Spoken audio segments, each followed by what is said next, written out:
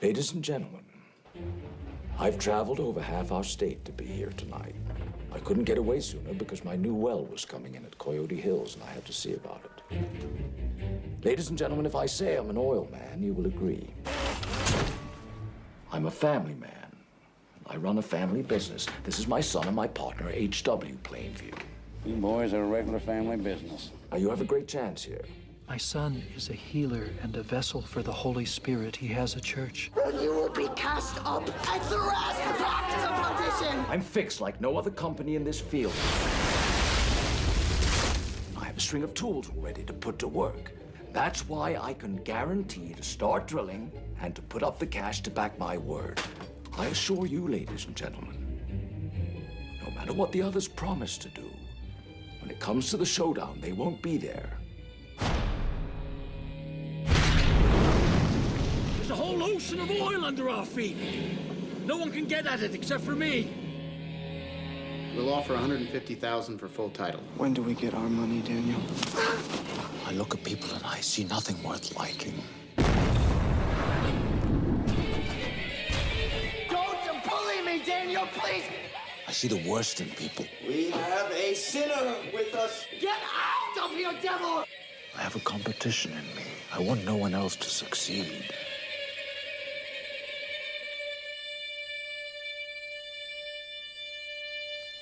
I can't keep doing this on my own. With these, people.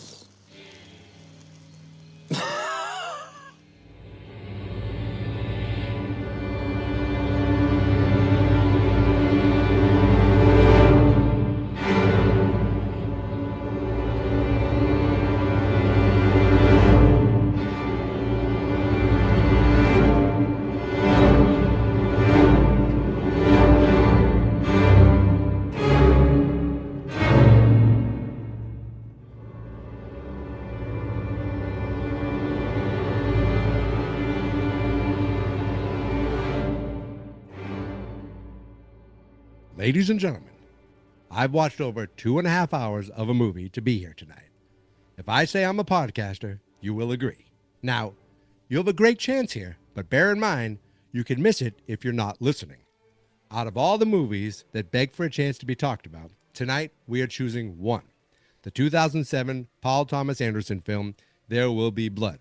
That is the way that this works. Now, normally, I don't do this podcast alone. I normally have 2 other podcasters join me, a prosperous little podcast. But today I have 3. Joining me first is a man who really is just afterbirth. He slithered out of his mother's filth and should have been put in a glass jar on a mantelpiece. My very angry friend, David. David, how are you doing this evening? Mike, you're the biggest piece of shit I know. So that introduction is fucking horrendous. What are you drinking? And what are you drinking, my close friend? Bourbon, like a man, Mikey, like a fucking bourbon. Oh, really? Okay? What are you drinking? Fucking Coke, Zero? You fucking. You want to know what I'm drinking? Yeah, I'll tell you in a little bit. But next up is a man Bud Light who. Lime. Go ahead. Your shirt has you look like you have bosoms. Next up is a man who has a competition in him. He wants no one else to succeed. He hates most people, Mr. Christopher Morris. How are you doing this fine evening, and what are you drinking? He really threw you off. I'm doing well, Michael. I am drinking whiskey, and I believe I ordered this first. I'm drinking Weller bourbon, actually, and I'm very excited. Good. But you see, Chris, you're not the chosen brother. It was Greg who was chosen. Yes, he found me and told me about this movie first. You're just a fool. That's right. You heard me. We are joined by another, the chosen brother, or at least he stole the chosen brother's diary, Mr. Greg Morris.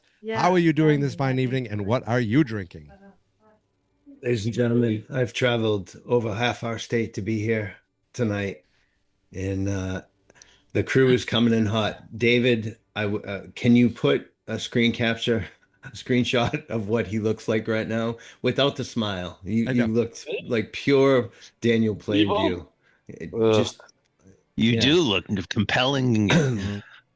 Chris pulling a little Eli to my Paul, little shank there, saying he doesn't Oh, know don't ever call me fucking Eli.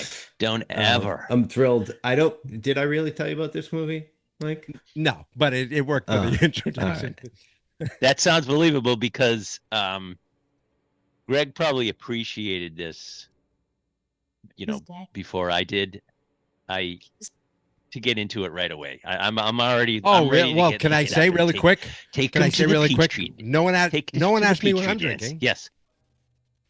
I'm having a milkshake. I'm going to drink my milkshake. Yes, I made a milkshake with something called Mexican mudslide. Mexican in honor of HW and mudslide in honor of the shit I'm going to take after this podcast. If you have a milkshake and I have a milkshake. When I saw that skit on Saturday Night Live, I thought that was like making fun of oil, but he actually talks about the milkshake, and that was incredible. Yes, it was. Which is it was taken from a real speech. We'll get into everything, but first, let's first. I want Greg to tell us. I'm going to get you guys first impressions because you've never seen it. We're going to get Mikey's stats. Actually, Mikey. Yes, from 2007, written and directed by Paul Thomas Anderson, based on the novel Oil by Upton Sinclair. But really, it was only based on like the first 150 pages of that novel because I guess it's a much bigger overall story about the American oil industry. Starring Daniel Day-Lewis, Paul Dano, Dylan Frazier, and just a great supporting cast. Really, it's Daniel Day-Lewis and Paul Dano that are the whole movie. To me, I mean, there's a lot of great little characters here, even the brother Henry coming in. But as I said to you, Chris, earlier today, it was Daniel Day-Lewis. Like every time he spoke, was like just exciting. Like it was like refreshing. It was just entertaining. Maybe the most compelling performance of all time. I think I've recently mentioned a couple other ones. Obviously Jim Carrey and Dumb and Dumber. Yes. Al Pacino in Godfather 2, but DDL, DDL shit. and PTA together. He broke acting in this movie. And just real quick, it got a 91% on Rotten Tomatoes, 86% on the audience score, 86%. It is not in the AFI's top 100 films, but it did make the AFI's top 10 movies of that year. I'm not going to go through all 10 of them, but it's on that list along with Ratatouille and Knocked Up. Really, I'm telling you the truth. On a budget of $25 million, it didn't make it didn't make much money at all. It made $40 million US, $76 million worldwide. So it probably broke about even. And yet at the Academy Awards, it was all over the place, nominated for 8 awards, but only won 2 Oscars. For Best Cinematography and, of course, for Best Actor for Daniel Day-Lewis. We're going to get into some of that discussion, I have a full list of what it lost to, and it kind of was a pretty great year for some movies. So it lost to a previous Fine Movies, Fine Spirits entry.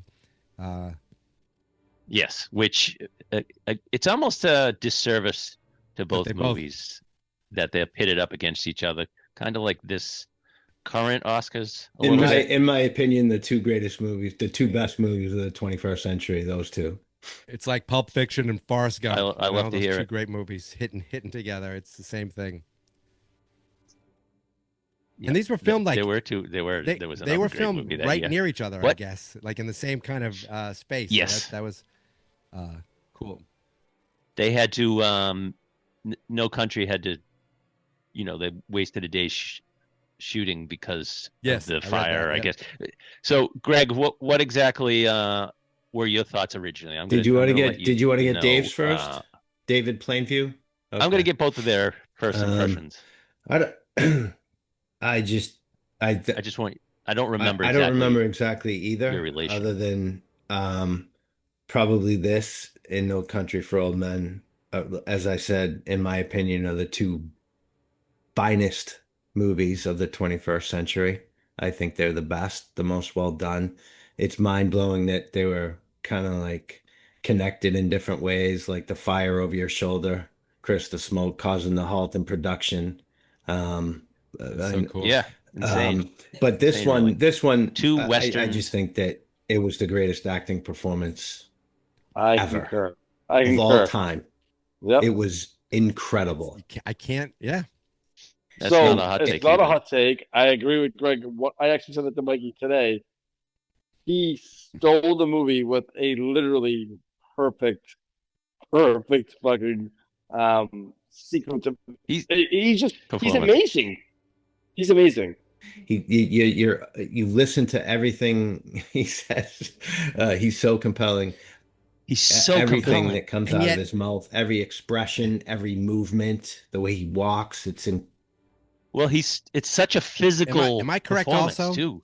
He uses his whole body. I had to look up the best actors of all time. Right? They're like, all right, who's better than him? And I'm thinking to myself like De Niro, Leonardo, or fucking Jackie Nicholson. But like, he is so much better than all of them. He is literally the GOAT of acting because everything he does is not the same. Special. Yeah, it's not the same. Well, it's funny because he does period pieces only. Like you can't picture him ordering a Starbucks. He's a cop, or being in being in Target or something. Real quick, Mikey, your thoughts? Just I want to ask. This is one of those movies that I want to watch it. Oh, I got to watch it. And for years you were like, you haven't seen it, you haven't seen it, you haven't seen it. But I was like, everyone. Your brother expressed dismay, and I'm like, I was like, I got to do it, during my movie month, and I never did. And I'm glad finally getting pushed to like force myself to sit down and watch it. It was a breezy 2.5 hours because every time he's talking, just even talking, it was interesting to see the choices he made. And I read that Paul Thomas Anderson sent him an interview with director John Huston, and he kind of modeled his favorite movie. Yeah, Treasure of the Sierra Madre. Like his performance on that. And then I looked up an interview, and I'm just watching this guy, and I'm like, I can see it. I can see that, the same kind of just very like astute. The way he talks is very like self-important. I don't know if that's, every word he believes, every word he says is incredible. Because kind of is. But he doesn't waste words, though, either. Right. And yet he doesn't. Am I correct? I love when it's about 15 minutes until he even says anything. We have that whole big There's 14 something. Yep. There's no dialogue. So when I first saw it in 2007, I think I saw No Country in the theater. I was blown away. I love that. And I heard about this great movie. Obviously loved Boogie Nights. But I really wasn't aware, like, oh, Paul Thomas Anderson has a new movie, blah, blah, blah. And I watched it, and I was like, wow, that was amazing acting. But I don't think I appreciated it enough.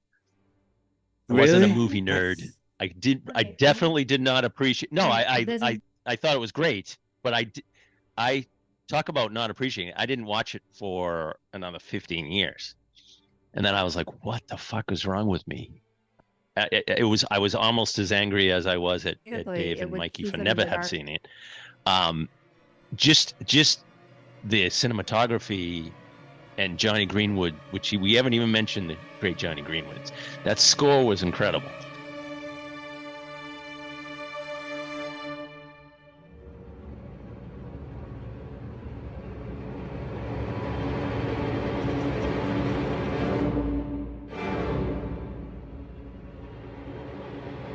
It's so menacing. It's horror. I had no idea who Johnny Greenwood is until I just looked him up. So. Really? No. So I guess we talked about this, Mikey. We talked about this. He's a I don't remember David, Johnny Greenwood's Radiohead. In Radiohead, and he also did the score for One Battle After Another. Never heard of it. Yeah. He was a big fan of who did the score for The Shining? Oh God. Podarsky or is that who it was? Yeah. I don't remember exactly. Penderecki? No, wait a minute. Penderecki or Penderecki or something. Yeah. So I guess similar things to The Shining, right? That jarring, like. Well, he's a big fan of Kubrick's. Unsettling too. Noise. I'm sorry, Greg. Well, I was just going to say I can't even articulate how he described what he did in the studio to record it, but it wasn't just for this movie originally. It became that. Oh, wow. But he actually was messing around with white noise and stuff like that. And he said that PTA actually kind of made the movie, at least the beginning, around the score, like to fit the score that was already recorded. It wasn't in reverse.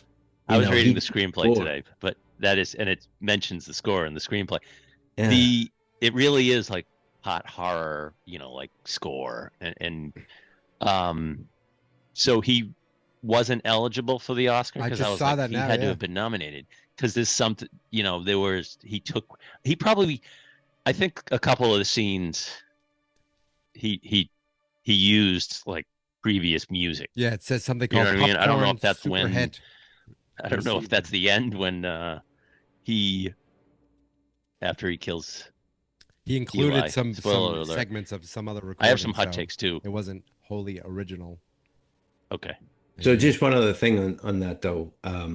So then Johnny Greenwood later, before Radiohead came out with In Rainbows, that album that came out after this movie, he actually went on kind of like a tour, or he would play the score live, but only with the movie playing in the background, just the visual of it. That's cool. And he had an orchestra, and he had like a conductor that would that would play the score. So he said, and it doesn't work if there's not the visual. So I don't know. He's pretty out there guy, but it's pretty fascinating. He's clearly a musical genius. Yeah, he sure is. Can I just say this? Like, all right, so it's not about the movie, but I first saw Daniel Day-Lewis in a movie called Last of the Mohegans, and I remember watching this at Potts Claim, thinking this guy is amazing. He's just such an amazing fucking actor. And then you watch this, and you're like, all these characters that he's played throughout his career are all very independent and different, right? But they're always so fucking incredible, mind-blowingly incredible, right? Like the score and all these other things that are part of this movie, it's great, but just his performance alone carries this fucking movie. I can't underscore that more in any movie than this one movie. You're right. It's not like I agree. Like it was brilliant. It was a brilliant screenplay. So this screenplay did not win Best Adapted Screenplay Oscar. Crazy. But No Country screenplay was fantastic. That story is great. The movie is so great, but it's almost literally like the same story as Cormac McCarthy's, No Country book.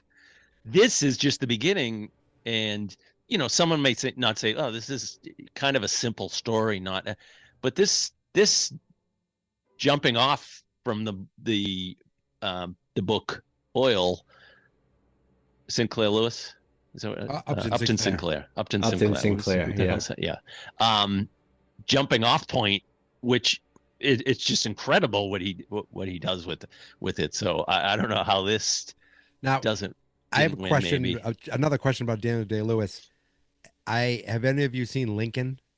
And is it worth it? Yes. It's great. Another one. I don't love that movie personally, but he's supposed to be great. I watched it once. Right? I don't. Yeah, I probably need to revisit it. I'm with you, Greg. So you guys know, because he's a method actor, so much so that he did a movie called The Boxer, and supposedly he trained so much that his boxing trainer was like, this guy could actually box. And then every movie he does, he like a cobbler, wasn't he a cobbler in something? He could actually tried to learn it. And then I guess he was like wanted to like try to help build the derrick, and but they were like, Daniel, get the fuck out of here, you fucking shit I can up. see him like standing there with his hands on his hips. So yeah, like I told you, gentlemen, I was doing method podcasting this week. It's almost a relief to be finally done with this, because the amount of times I'm muttering to myself and just I was walking around the movie. today. Well, you've also been texting in character all week too. Yes, that's true. But just on That's how the sausage gets Daniel made. Day, Dave, I agree. He, there's so many. This is in my opinion, going back to the first one, this is a perfect movie. Again, as was No Country for Old Men, in my opinion. I agree. But Daniel Day, what is this next best role? I know we're talking about this movie, but what is this next best acting performance? I mean, I have an For opinion. me, it's Bill the Butcher. Agree. I do. I Chris. was saying the same. I was gonna say the same thing. Those are the only but two I I've also seen. didn't know that. But I also said this to Mikey today. Like, I don't know if Chris loved that movie. I don't remember you loving it. I didn't. I don't think I did, because there was a lot of other issues with it. What about My I Left need to Foot? rewatch it. That was the first time I heard of him. Was My Left Foot? Oh, I never saw that, but supposedly he was probably method acting on that. He's like, somebody needs to change me. He's like, someone take me to the bathroom. Feel like He's so captivating. The Phantom Thread too. I don't know if you caught that yet. I need to watch that. That's one of his more recent, like the last one he did, right? I think, and that's Paul Yeah. Thomas Anderson too, isn't it? That's PTA too, and it's about a I don't know, what do you call him, a tailor, a designer. Yeah, that's why He I makes really need to watch it, because I have seen everything of PTA, and his performance just picks you up, carries you along, and whatever the subject matter, he just takes you along with it. And as much as Paul Thomas, I mean, as much as Daniel Day-Lewis was great, I want to give credit where Quentin Tarantino won't. Oh, and yet when I'm watching QT, I told you. Unfortunately, I'm watching it going, is this what he didn't like? Like it was in the back of my head. Thinking, Well, he's so annoying at times, but I think that he's was supposed to be, and the point. he's. And So I think were you Paul guys Dano. confused? You're like, well, is this Paul? This is the same brother? Because no, I was. As we discussed, the original, there was another actor who was supposed to play Eli. Right, I did see that. Did they? I never saw the name though. He, yeah, I don't remember it. O'Neill, really, because Kel. I'm still not sure. I'm still not sure that Paul and Eli aren't the same person. Well, I literally really Eli don't know. Eli says something to the father. I know he does, but he could be speaking about himself. What a cuck, getting his ass kicked and then taking it out on his dad. So my hot take is this a hot take? Mm-hmm. Daniel Plainview, contemptible human, right? I'm going to get into it where I'm not sure. I don't know if he really is a sociopath. He actually is good with children. Yeah. Some couple little nitpicks, like giving the booze to the baby and actually sending his deaf son off. But he actually did take care of, Mary when he starts saying you're not going to get beaten anymore when he's drunk in front of the father right there. How did where did that arc come from then? Because to your point, he was somewhat likable in the beginning of the movie, and then became this monster at the end of the movie. Well, where did the arc come he's a from? raging alcoholic. Yeah. Obviously, yes. And he's always had the drive. We're going to get into the brother Henry and how betrayed he felt. But my greed, main point though, was, Dave. And answer to your question, I mean, that's it. More. It's greed. He's driven by. So I don't know if you guys looked researched or whatever, but clearly the original screenplay mentions that he's impotent. Literally mentions that he's impotent, and so he sets that whole focus, and any drive he has is to make as much money as he can to get away from people, right? That's the dream. He literally says that. So that's part of his what drives him. But my not really hot take, Eli is the villain. Okay, there's a lot of villains. Eli is a just driven, is such a fraud.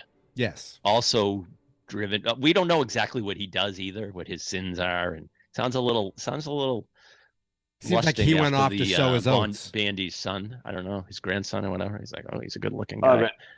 But how great was? But honestly, all right. I don't want to go jumping ahead too far. That's all right. But I'm going to. There's no jumping. Yep. The fact that he's like, confess that there's no God and that you're basically a sham at the end, and then when he does it, and he pronounces all those things, and he fucking kills him, was one of the best scenes I've ever seen in any movie. They said there would be blood, and there finally was. It's very dark. It's very dark. It's very grim, It is very dark, and right away, it's fitting. It's fitting, and it literally pulls the movie all together in 5 minutes. Right? That's what I thought, but right. I'm wrong. Well, and it's obviously it's like the old world religion is now being overtaken by capitalism, and and greed, and just money. Doesn't he say he has this big cross, and does he say I've been on the radio a few times, and oh yeah, he is such a fraud. I mean, you can see what a fraud he is when Daniel doesn't. Every scene is compelling between those two. That scene at the end where he says, I went to Paul and I went behind his back. He already has a business, so they have to be two separate. Although Daniel says he gave him $100,000. Daniel's lying. I'm still not exactly. Oh, I'm not necessarily saying they're two different people. I am saying it's worth exploring that possibility of being one person, because and it kind of doesn't matter. And I guess in interviews, PTA left it intentionally ambiguous. And, I was waiting for both of them. Yeah. No. But as far as kind of coming full circle, definitely. Just going back to Daniel Day for a second, and do you know who he based the character on? You said there were three people. There was John Huston was the only one I saw. Yeah. There was, I guess, the original, the oil magnate that was a real person. California. Was it like who the book was kind of based on? The guy whose house, Mikey, you're sitting in right now. That was actually filmed in really? Oil Tycoons. And then the third character that it was based on, and this blew my mind, was Dracula. He based it like in his mind about the sucking of blood, the sucking of oil, getting everything out. When you see him alone in his house at the end, is you kind of do see that. Like he's give me the blood, Lord. Give me the blood, Lord. I thought that was brilliant. That's awesome. And I guess that's one clue or tidbit or cue, I should say, that PTA gave to Daniel Day. And he was thinking about Dracula, and then he let him run with it, But imagine having like such success that you have the dream of having a bowling alley in your house and you blow it. You don't even get to enjoy it. You're eating on it. You're drunk on it. You're murdering on it. I mean, I should have really been eating a steak like that. A steak and the some last goat's scene milk? is so. What? How would you describe that scene, Greg? Like, what word? There's a word like madcap gnawing at me, and I'm like, it's because it's almost silly. It's not, when they with the last line and everything. I'm finished. It is quirky. Our regular listener Brian likes this movie. He and I were randomly discussing the top 5 movie characters that you wouldn't want to have over for dinner. And he mentions Daniel, and I said, well, the scene in the restaurant is a pretty good example, and him eating a steak with his hands. I said that. I said that to Mikey tonight, though. Like the scene in the restaurant at the end with the group, so tense. One of the most tense scenes in the movie tonight. You guys can't see this. I saw it for a second. Yeah. Like I should have done that. Who was he doing that for? For them, because his son couldn't hear him. His son wouldn't see. His son wouldn't see. Couldn't read his lips. I see. Yeah. Just real quick though, before we go to the restaurant, you asked a question about what word. I didn't have a good one, like obscene, chilling. What did you have one? No. I couldn't think of the description. It was to end with that music and everything. I just couldn't. Satirical. I mean, not really. I don't know. I don't know, but one of the best scenes, just seeing him. He just like decided, like he was getting angry, then he was like, "Well, might as well," and he just kind of. The milkshake stuff. And you know what? Let me bang out the plot, and then we'll talk about. All right, we'll sit back for 40 minutes. Go. So Nope, wait, you know me. I just did a search. I'm not saying this accurately describes it, but inevitable was what came back. It really was. It's and then he's gonna get away with it. By the way, he's gonna be dead soon, right? I mean, with that red meat diet, red meat and whiskey diet. He had his son with him, but now he just said, "You're just a bastard in a basket." Bastard in a basket. So great. An orphan. All right. Late 19th century silver miner he was mining for silver in the beginning. Discovers oil in California after the death of his worker. See, I'm really cutting it short. He adopts his son to pass himself off as a family man to investors. His son H.W. He's approached by Paul Sunday, who tells him there is oil on his property, and Daniel attempts to buy the land, but is questioned by Paul's brother Eli, who demands $10,000 for his church. After an agreement is made, Daniel reneges on letting Eli bless the well, and there are a series of misfortunes, including H.W. being deafened by an explosion. A man who claims to be Daniel's brother, Henry, shows up and he works with Daniel until Daniel learns the truth and kills him. He died of tuberculosis. He wasn't harmed. He wasn't killed. Nothing bad. But he told me about you. And I just took his story. Used his diary.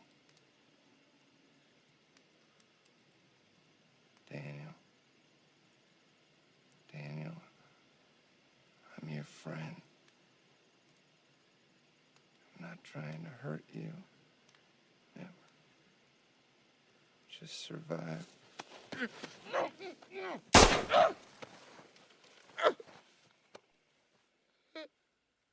William Bandy, who owns the land, which remains as the only impediment, knows Daniel killed the imposter Henry and wants Daniel to repent and join Eli's church in exchange for easement to run a pipeline across his ranch. Say it. I abandoned my child. Say it louder. Say it louder. I've abandoned my child! I've abandoned my child! I've abandoned my boy! Beg for the blood! Just give me the blood, Eli. Let me get out of here. Give me the blood, Lord! And let me get away! Do you accept Jesus Christ as your Lord and Savior? Yes, I do. Get out of here, devil! Out, devil! Out, sin! Do you accept the Church of the Third Revelation as your spiritual guide? Do you? Get out of here! Get out of here! Get out of here! Do you accept Jesus Christ as your Savior? Yes, I do. After being humiliated by Eli, H.W. returns. Daniel had sent him away for trying to start a fire. In 1927, H.W. marries Mary Sunday and visits his clearly alcoholic but wealthy father Daniel at his mansion, and Daniel angrily tells him the truth and mocks him after learning he wants to start his own drilling company. Not my son. Just a little piece of competition. Bastard from a basket. Bastard from a basket.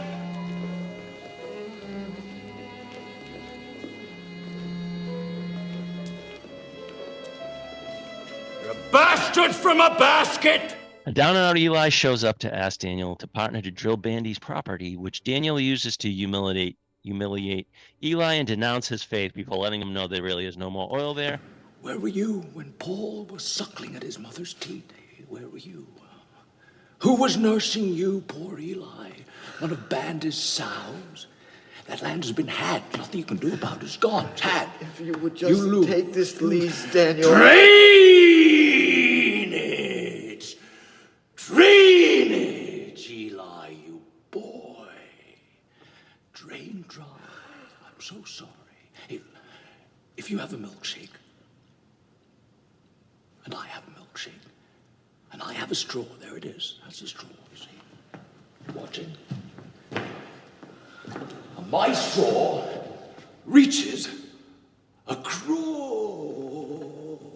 the room and starts to drink your milkshake. I drink your milkshake. I drink it up! Don't bully me, Daniel!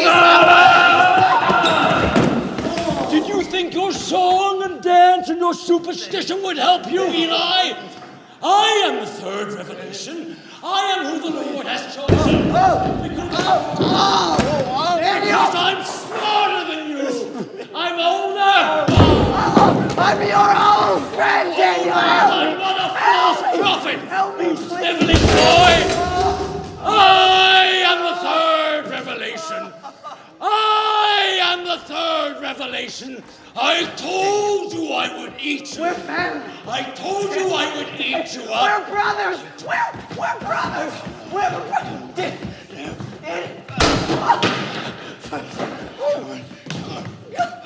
Daniel, please forgive me. I beg you. I'm trying. I beg you. That's it.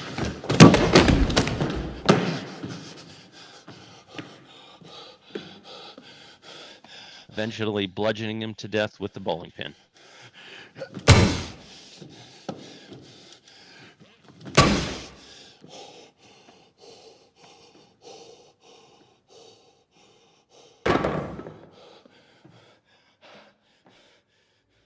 Did he send his son away for the fire, or because he didn't know how to teach him? I thought he sent him to like a school, because remember he goes look out in California. He did, check with but him. he also because he couldn't be bothered. He did try to burn. He did try to, yes, I guess, kill Henry. I think he felt Henry kind of replaced Daniel. I like that scene of him chasing, just like they kept the camera there, and you just see them run off. Yes, and chase him down. So great.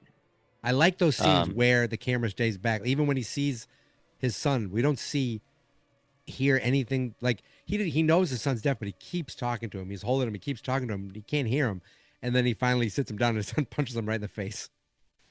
Oh yeah, that was just a great scene. You know what? So Daniel did have feelings for HW for sure. He did. Yep. Right. Yep. I think on the train when he was a little baby, he loved his money more, and he loved his.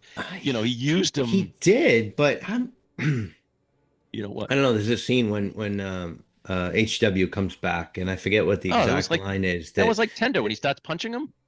No, not just that, but Daniel's saying something kind of like under his breath, like it wasn't this, but this is what I need. This is what I need, or something. Oh, that does me good. That does me good. Welcome home, son. You know what I'm talking about? Yep. So when I see some people have the take that he just used, and this is what I need. I need my son. Yeah, but it was, I don't know. He didn't need him anymore, though. Really? What do you mean? He already had the pipeline. He already. No, I disagree. I'm saying he was saying this is what I need. Yeah. Not to achieve my ends that goes against. Wait, so you're saying else. he did have feelings? Yeah. I'm defending him a bit. Yeah. Gotcha. He has. Yeah. Right. He definitely, and it was. I thought. I mean, he didn't like that Mary got beaten for not praying by that old cuck, Mr. Sunday. That guy. The scene, obviously, the I've abandoned my boy is just, I want the blood. Give me the blood, Lord. It's some of it's just so they great. They must have had so much fun beating the shit out of each other. And he wanted it over with so fast. Like, you're right. And then do you hear him? He says, "I have my pipeline." He got the pipeline as soon as when Eli goes to talk to him and he just starts beating the shit out of him in the outside. Then later Eli gets the beat, and they're smacking each other. They must have. I mean, they just go for it. They're neither of them pulled the punches. Yeah. I think Tarantino was off for sure. Obviously, I think Dano was really good in this. Is there anybody else you could have seen in that role? Because I disagree with Tarantino there too, but is there? I couldn't really think. I'm sure there's else. Somebody. I could see Leo do it. Yeah. Maybe Philip Seymour Hoffman. I don't know. He seems a little old, maybe. I don't know. Only because obviously PTA loved him. And Dano's awesome in Fablemans. I'll just give him credit there too. Right, I still haven't seen that, but that's to come. Great movie. I'll never watch it Finally. again, and it was amazing. Finally. Amazingly, just letting it all out there, and the performances too. I mean, it's just so raw and so. Yeah, I know. I get sidetracked easily. Yes, the performances were great, but so. What are you gentlemen's favorite? Would you have one favorite scene if you were flipping now? And what would you be the most excited to see? The what? Both of them just going crazy in the baptism. Mine's the last scene. Mine's the bowling alley scene by far. It was so great.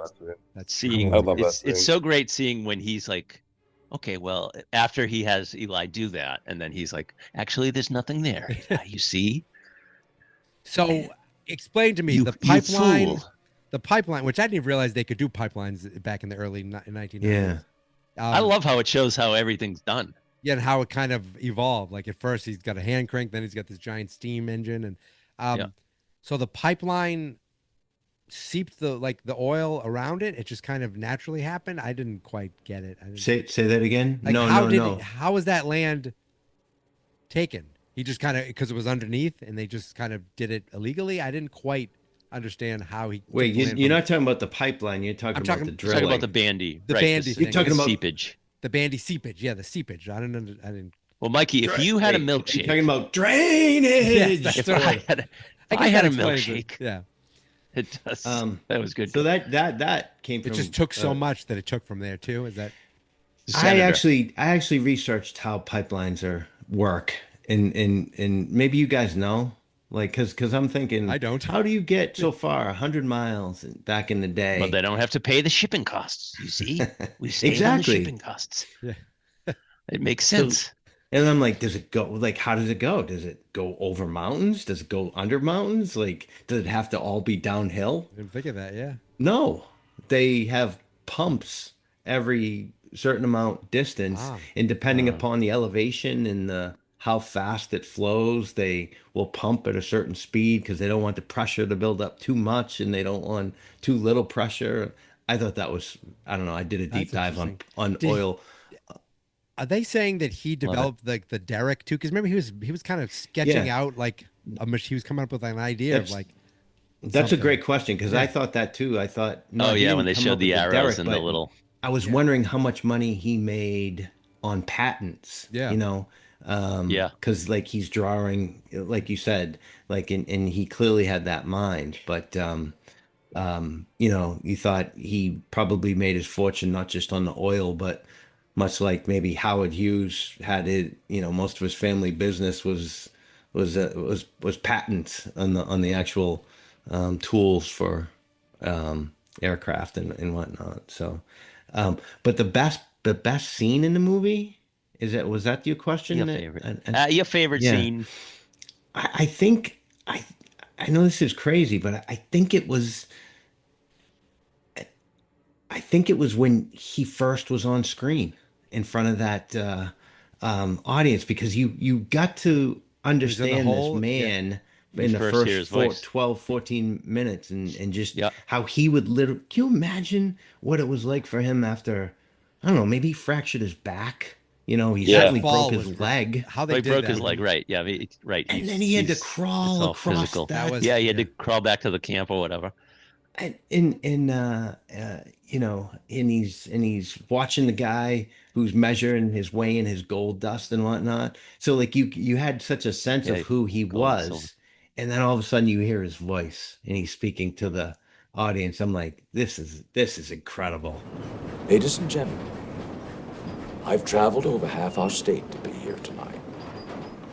I couldn't get away sooner because my new well was coming in at Coyote Hills and I had to see about it. That well is now flowing at 2,000 barrels and it's paying me an income of $5,000 a week. I have 2 others drilling and I have 16 producing at Antelope, so... Ladies and gentlemen, if I say I'm an oil man, you will agree. Now, you have a great chance here. But bear in mind, you can lose it all if you're not careful. Out of all men that beg for a chance to drill your lots, maybe 1 in 20 will be oil men. The rest will be speculators. That's men trying to get between you and the oil men to get some of the money that ought by rights come to you. Even if you find one that has money and means to drill, he'll maybe know nothing about drilling.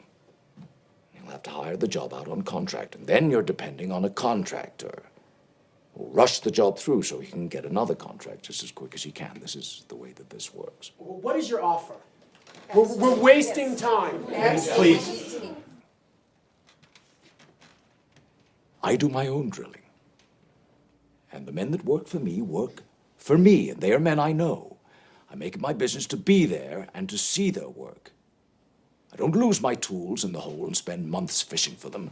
I don't botch the cementing off and let water in the hole and ruin the whole lease. I'm a family man. I run a family business. This is my son and my partner, H.W. Plainview. We offer you the bond of family that very few oil men can understand. I'm fixed like no other company in this field, and that's because my Coyote Hills well has just come in. I have a string of tools all ready to put to work. I can load a rig onto trucks and have them here in a week. I have business connections, so I can get the lumber for the derrick. Such things go by friendship in a rush like this. And this is why I can guarantee to start drilling and to put up the cash to back my word. I assure you, ladies and gentlemen, no matter what the others promise to do, when it comes to the showdown, they won't be there.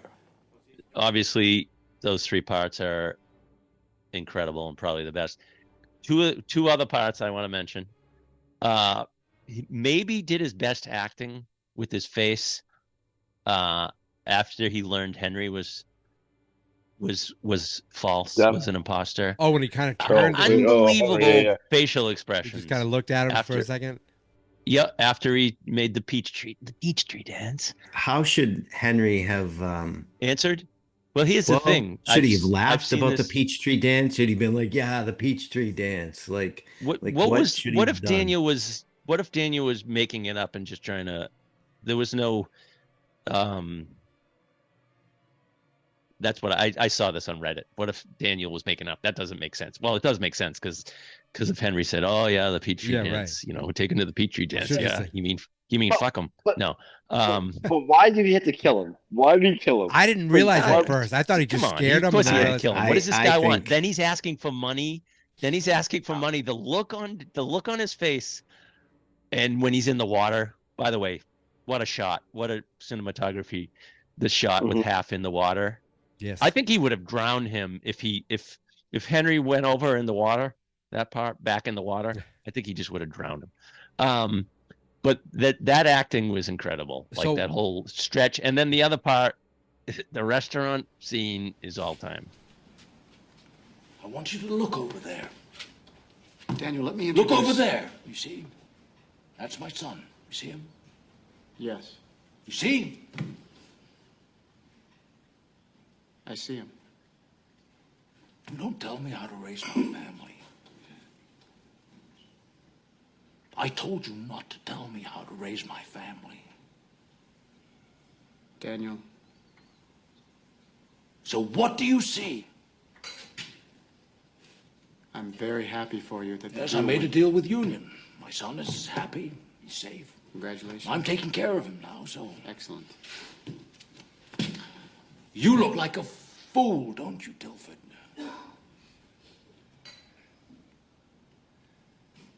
Yes. Yes. Yes, you do. Excuse me, gentlemen. Oh, excuse me, gentlemen. Excuse him, gentlemen. I told you what I was going to do. It's just elite. When I look at the budget and it's $25 million, and that seems like a lot of money, but for a movie that this big, this long, that's not a lot. And I'm thinking, is it because everything's practical?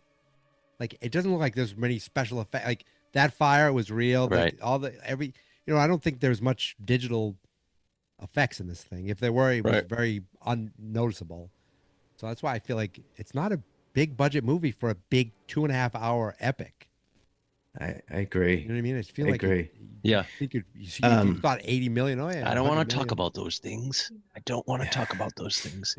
What were you saying? It's also the type of movie, and I love movies like this where you probably spend a lot of time, well, if you've seen it a number of times, thinking, what exactly did Daniel grow up like? You know, what was his what was his childhood like? Like he talked about being, what did he say, the U.S. Geological Survey or something? Where did he say he when he was talking to Henry? Was it that? Is that what it was? He got a start. I don't remember, but that scene was incredible too, right? When he does the, you know, I hate people. I have a competition in me. I want no one else to succeed.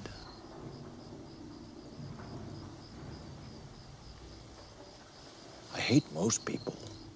I also love the scene where that guy Tilford's talking to him, and he goes, "You know, one night I'm going to come to you inside your house, wherever you're sleeping. I'm going to cut your throat."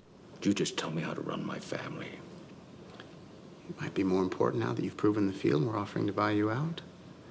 One night I'm going to come to you inside of your house, wherever you're sleeping, and I'm going to cut your throat.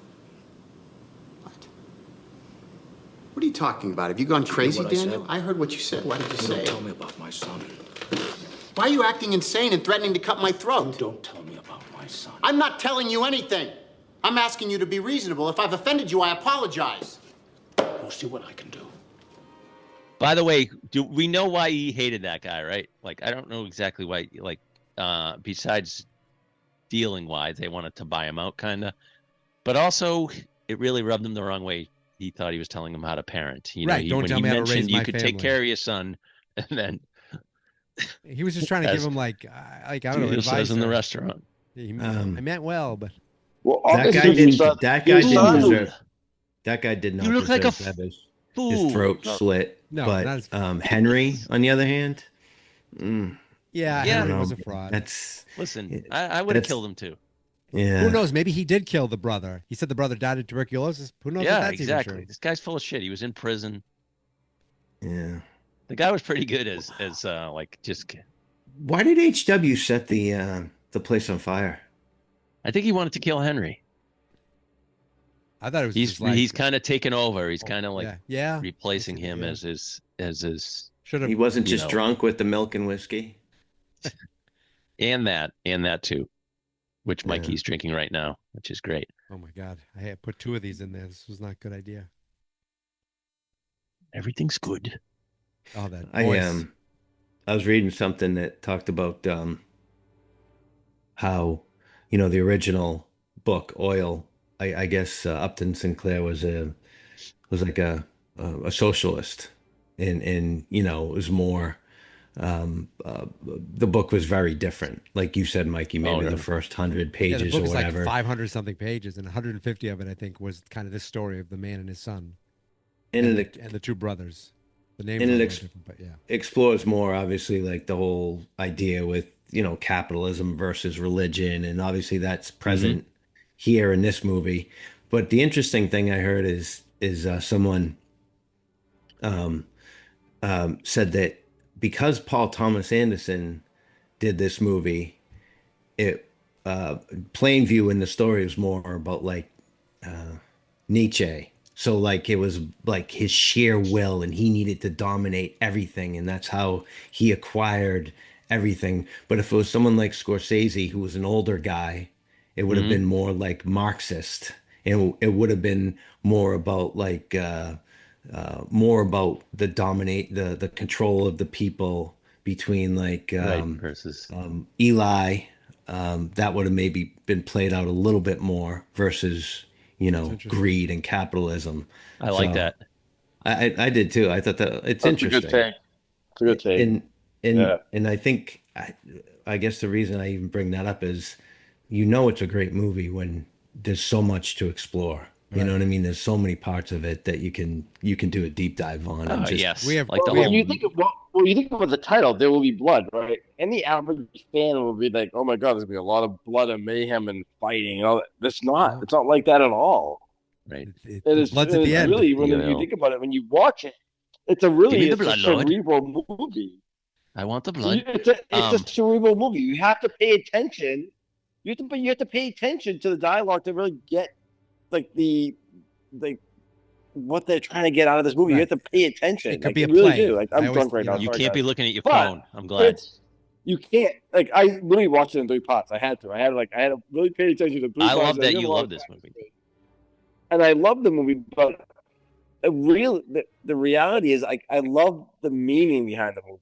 I really did. I liked how it all came full circle.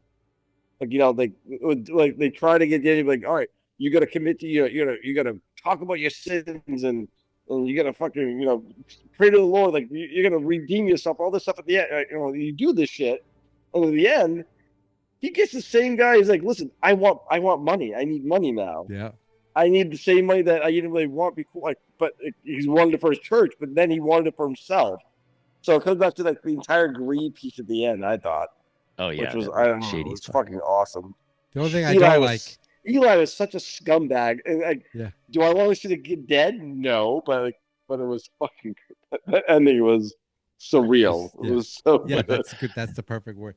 The only thing I don't like is that I don't have.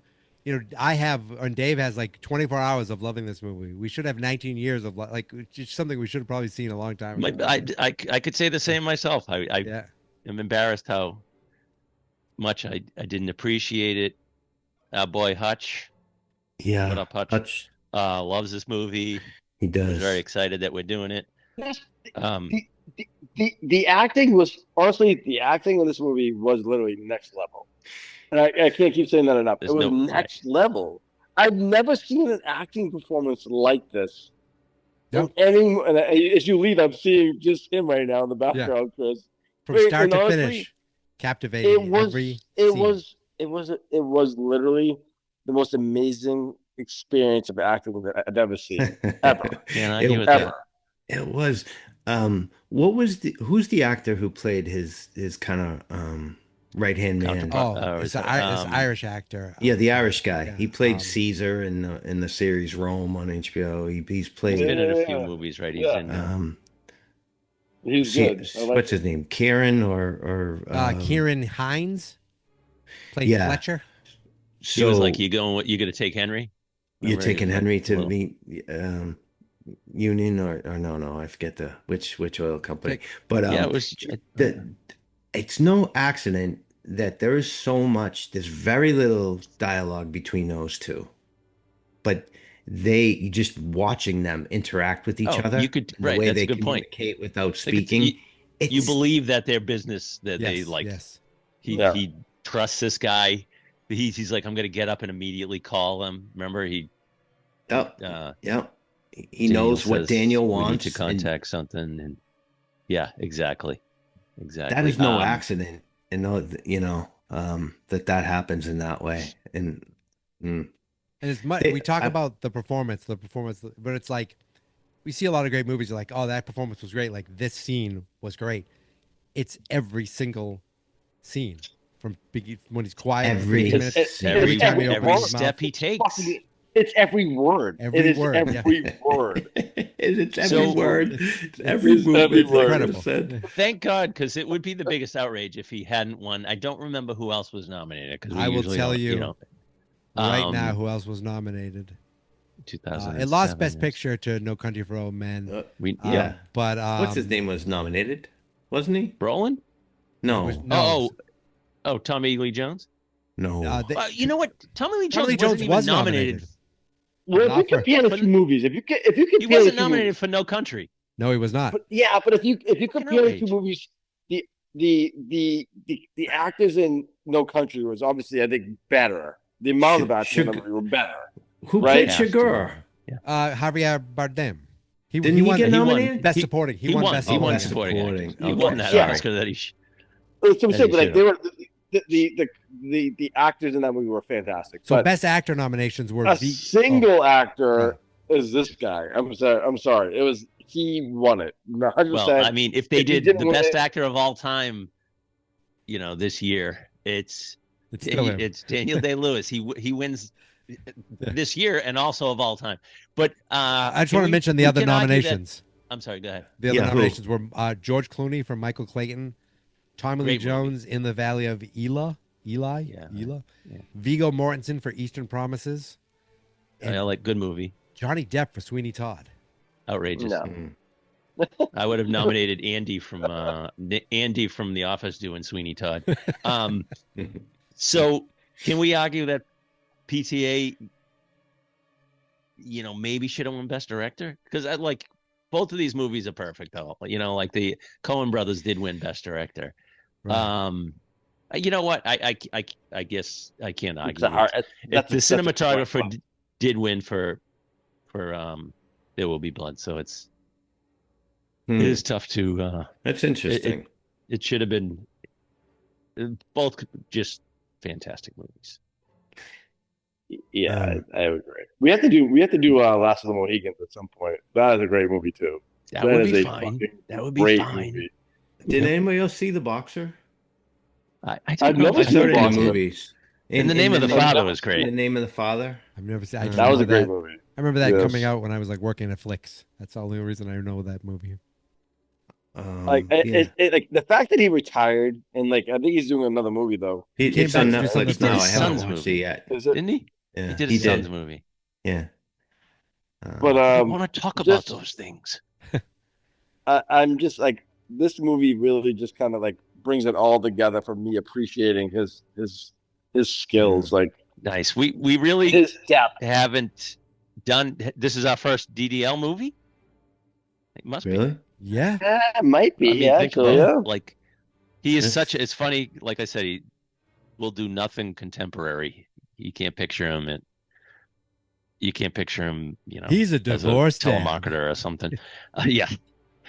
And Kate Hudson is no. But I forget my point. I was going to say about it. It's timely that Paul Thomas Anderson did finally get recognized this year. Yeah. No, I know. I did you do Boogie Nights? I don't remember. We did do. We Boogie did. Nights. Yeah, we did. What is his best movie? Did I just see PTA's? It? Yeah. It's There Will Be Blood. It's his best movie. Boogie Nights. Some people, it might be more rewatchable. Then again, I don't know. Now, is anything more rewatchable than just I could watch? I really feel like I've submersed myself too much into this movie because it's on YouTube and just watch clips of it. You know what's funny? I was thinking about this too because you're a false prophet, Mikey. I don't know why, but back when this movie came out, I feel like the iTunes.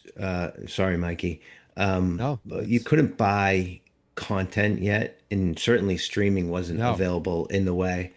And so what I did is I purchased this and No Country for Old Men, and then a year or so later, Inglourious Bastards DVD? Through my Xbox that you actually had to download, so it was in high definition, and it took kind of a while to download. So I had this and the series Lost, but it wasn't the whole series, and I think.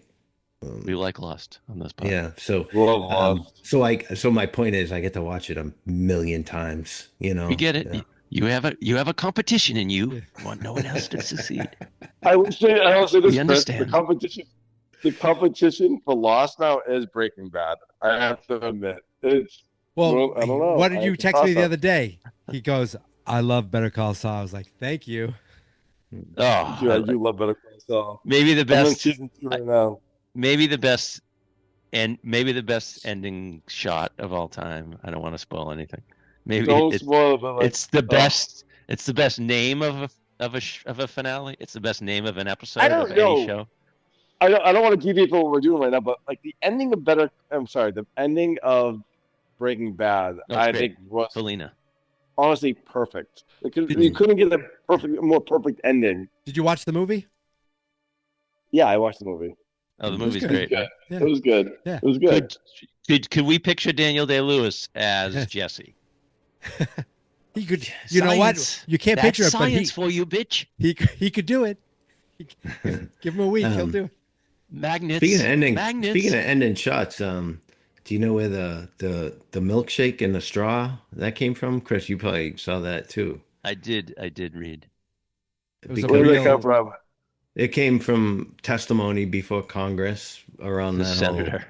That's Yeah, awesome. a senator was uses trying that. to explain what Mikey was asking about earlier, in seepage and drainage and how. And he said he used a milkshake.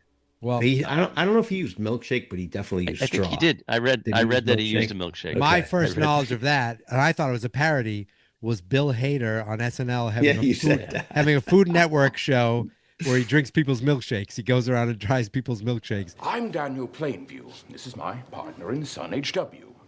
I'm an oil man, but I also love milkshakes. And now, I'm going to drink your milkshake.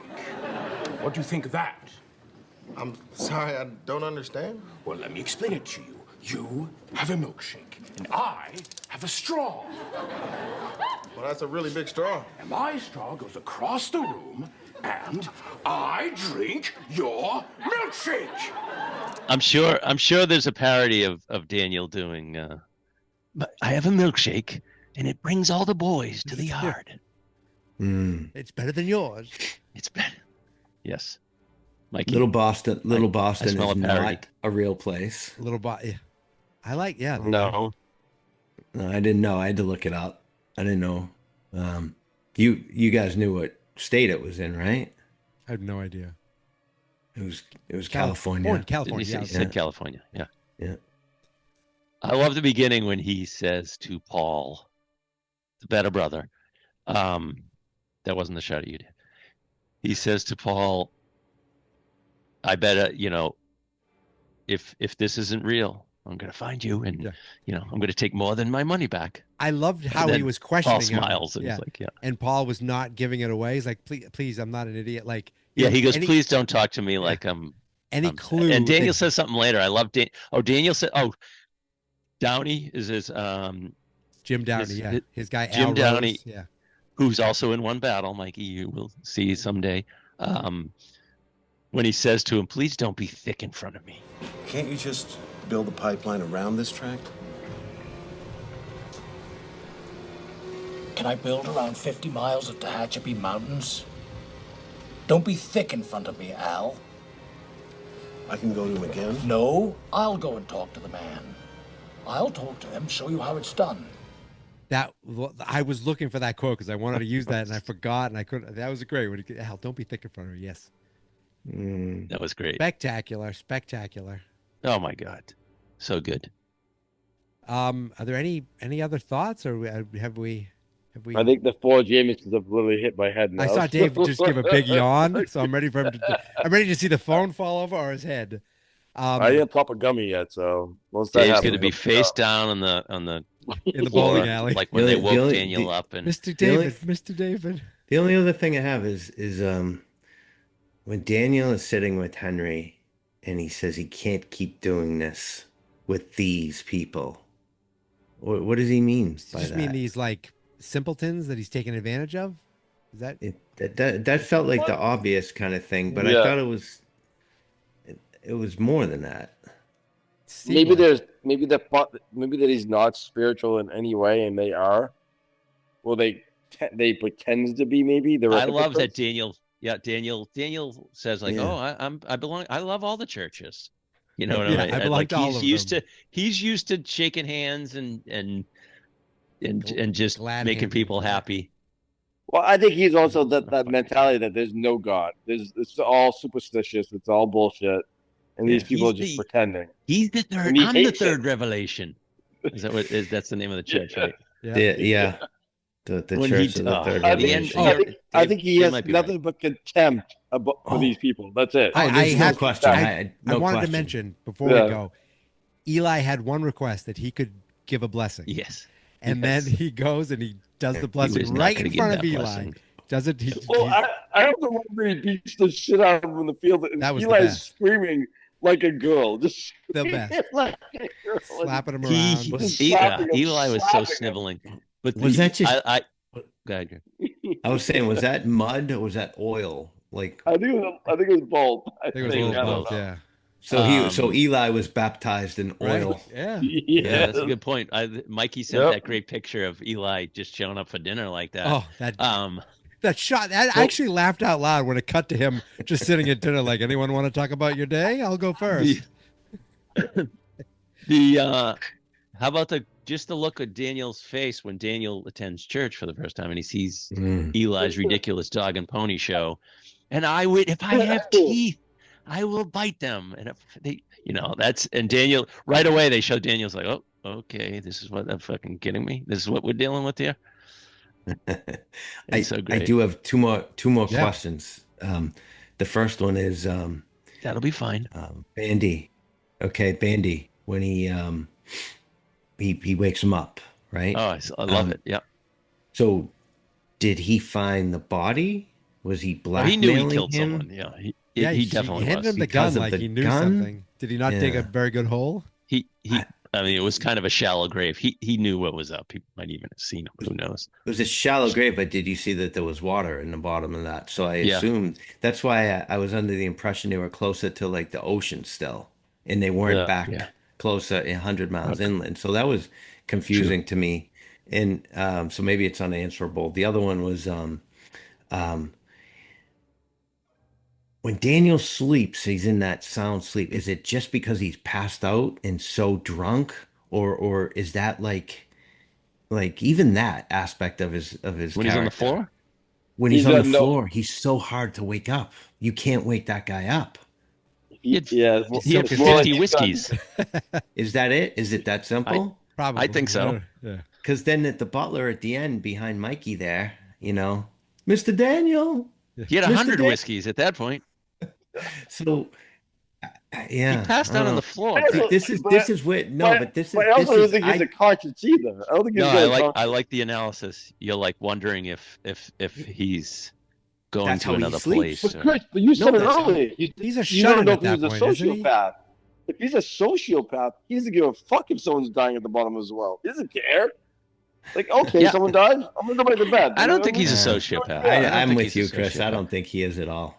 I think. Greg, do you read that article I sent you that said this is the greatest movie I've ever seen? And what the guy says, like, I swear I made that case before. I said Eli's the villain, and then I said the other villain is capitalism. But I think the story said like Eli's the worst, and then it said America. This shows America's the other villain. I was like, that's kind of like, not to excuse Daniel. Daniel's a monster, but I don't know if he's a sociopath. Yeah, I don't think he's a sociopath.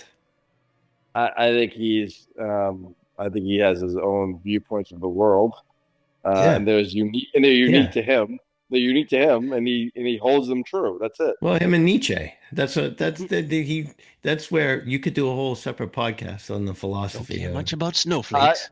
I just said I'm going to say this one last time. I'm just in awe with this performance. I literally just watched it in the last 2 days, but I am literally in awe of how. I love to hear it. I didn't know how Dave would take it. This performance was. I said to my kid, like, I'm blown away. And Quiet, I know he's loud, a great actor. That's just everything. Like, I know he's a great actor, but like this sealed it for me. Like there's no one else in his realm. What else would you put as? Let's think top performances of all time. Like, I mean, it's obviously. I would say Jack Nicholson in Cuckoo's Nest was great. Great. Yeah, that's not in the top performances of all time. Please. One of them, I would say, was great. No, it's not in the top 10. I mean, well, obviously, hey, Dave, let me ask for your. Does anyone have any real suggestions? Does anyone have any real suggestions? Heath Ledger, Joker. Okay, come on. He was amazing, but the best of all time. I don't know. I'm just thinking of someone who transformed themselves where you couldn't even realize it was them, the way they talk. Greg, do you have anything real after these slapdicks? Well, Michael Pacino and the Godfather. Michael Keaton in the first Beetlejuice. I was gonna say. I mean, maybe Brando in the Godfather 1 is Brando, one. Great, yeah. Mr. Mom. Possibility. Brando and Superman, Mikey says. Oh my God, he was so good at the planet Krypton. He couldn't even say Krypton. He just whatever, Brando, just whatever you need to say. Nothing else really like.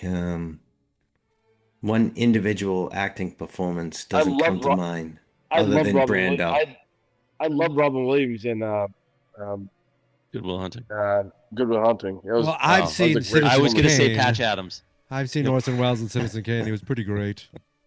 He was pretty great. What about you? De Niro and as Travis Bickle.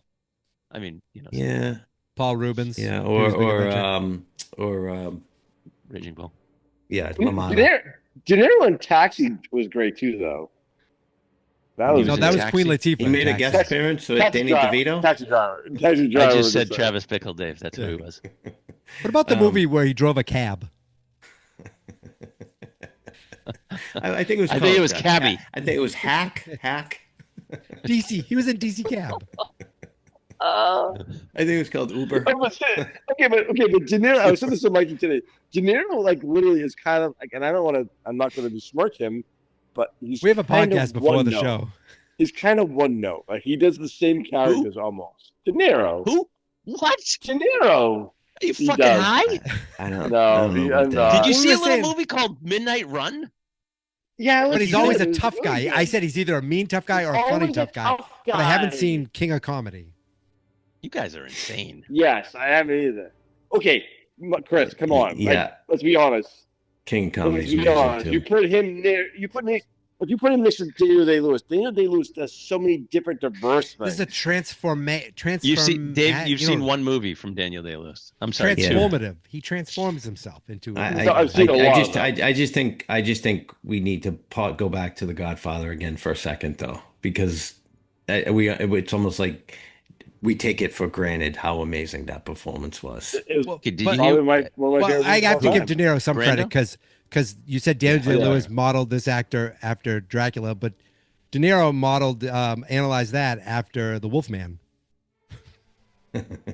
Greg, you gonna let that was for Dave. That was for Dave. These guys shit on De Niro as a one-note actor. It's just not a one note. No, that's not the thing. He's not one note. He just does the same character. It's just that he certainly doesn't do the same. He can be a funny tough guy, a regular tough guy. If you watch, he's believable in every role.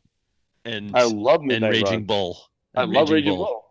I love Raging Bull too. I've never seen it. It's not the same guy.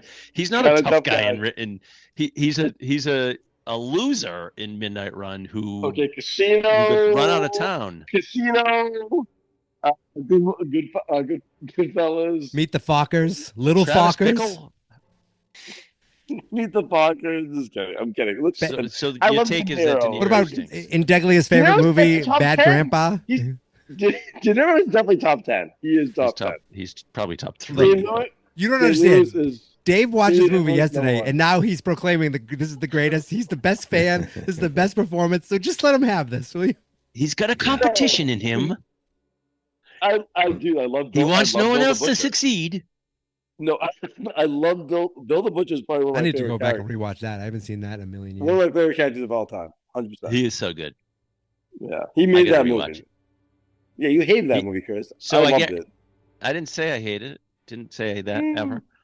I remember you saying you didn't love it. I don't love it. Good movie. So you hate when are we doing the Deer Hunter? Deer Hunter. Oh, that's a. At some Oh, point. hold on. You know what? That's another one. I guess De Niro was really good in that. Why are we doing that? One note De Niro. Bobby One Note. Hold on. I've been saying Deer Hunter for so long now, guys. A long time. True. Greg, how great is King of Comedy? Oh, wait. Wait. Fredo. What's this guy's name that played Fredo? Fredo's John Cazale. John Cazale. Look, he was an amazing actor. What are we just going to list 5 for actors? 5. Put him in the top 10. Yes. 5 movies. 5 movies. We've crossed over. And 5 movies all nominated for Best Picture, and that's all he did. Jeff Bridges is a great actor. By the way, we probably will do Dog Day Afternoon, which I'm sure Mikey's never seen. No, please. Speaking of maybe Pacino's best performance. Nice. Yeah. Well, Godfather 2 probably. But hoo-ah. I don't want to talk about those things right now. Have we overstayed our welcome with the blood? I can't. You really need to pull the plug. You should have cut off my mic. I picture Greg just shutting off Zoom. No. I just I'm hearing the rumblings and I have to roll. No, that's you perfect. should have cut off my mic. We're wrapping up right now. Yeah, you should have cut off Dave's mic when he besmirched De Niro. You should have cut off my mic when I made the same Daniel Plainview quote seven over times. and over. David, what about Jeff Bridges? David. I think. Oh, I like Jeff Bridges. Jeff Bridges, David, you think he's a great actor? He's all right. Well, it's funny you didn't. Well, okay, let's just say you think he's a great actor. Let's try that again. David, is Jeff Bridges a great actor? He's a good actor. Funny, fucking asshole. It's funny you say that because as we're done talking here about There Will Be Blood, we're going to stay kind of out in the West, David. Another Western, but a modern Western. We're going back to 2016 to see a little movie written by Taylor Sheridan, starring Jeff Bridges, Chris Pine, Ben Foster. We're going to see a little movie called Hell or High Water.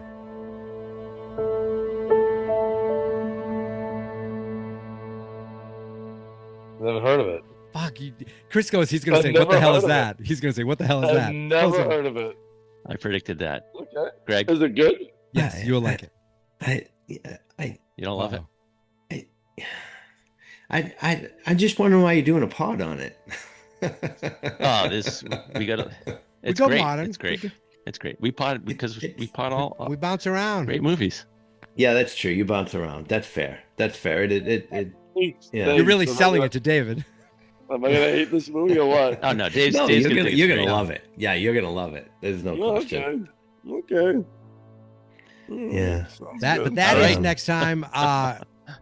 Until then, you can follow us on Blue Sky at Fine Movies, Fine Spirits. I mean, at Fine Movies, on Instagram at Fine Movies, Fine Spirits. Just go to fans.experts.com. You'll find us there. Greg, thank you for joining us again. He really is the official fourth member of the show. Any parting words before we head out? Thank you.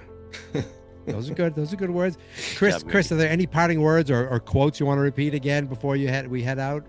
No, everything's good. Wonderful. And David, I'm glad you stayed awake this entire time. Are there any parting words before you take a gummy and go off to sleep? Yeah, you're a giant cunt for leaving us tonight, Mikey. I told you guys, he's coming in hot. You let me and Shim go high and dry. I hope you guys had a nice time. Just the two of you. You had a little bonding. So that's good. Yes, good. You had a bunch of Indian food too. You would have loved it. I'm finished. I know. I abandoned my David. I abandoned my David.